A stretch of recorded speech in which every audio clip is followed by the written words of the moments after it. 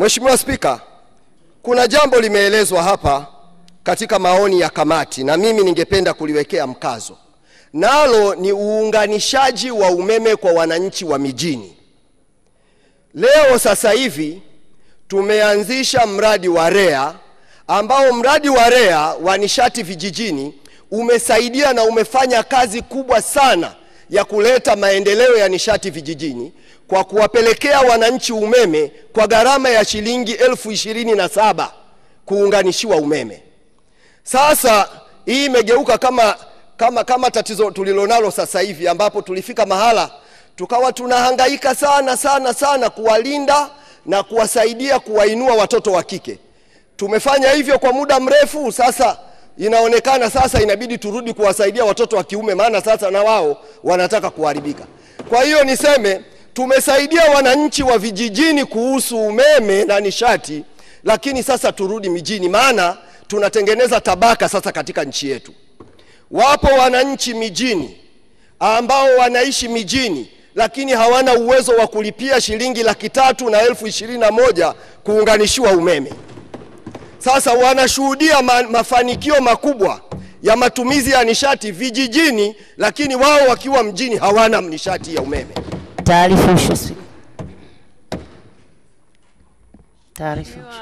Kirumbe Ngenda, kuna taarifa kutoka kwa Mheshimiwa Jessica Msambatavangu.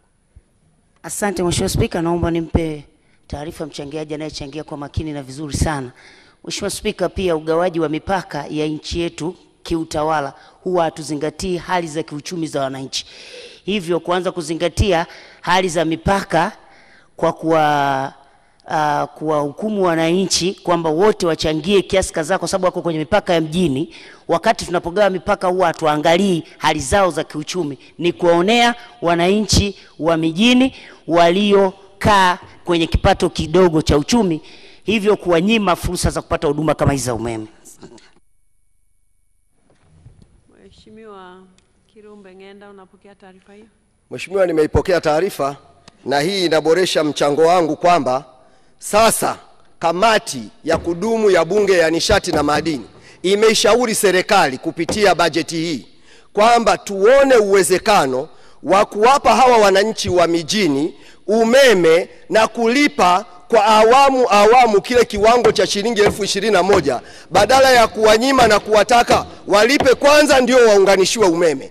Kamati inataka hawa watu wapewe umeme, alafu katika ankara zao za malipo ya kila mwezi tuweke kiwango cha pesa, kama ni shilingi 10,000, kama ni shilingi 5,500 mpaka pale watakapomaliza, kwa sababu tunajua kuunganisha umeme ni gharama. Kama hakukuwekewa ruzuku na serikali, TANESCO hawawezi kutekeleza.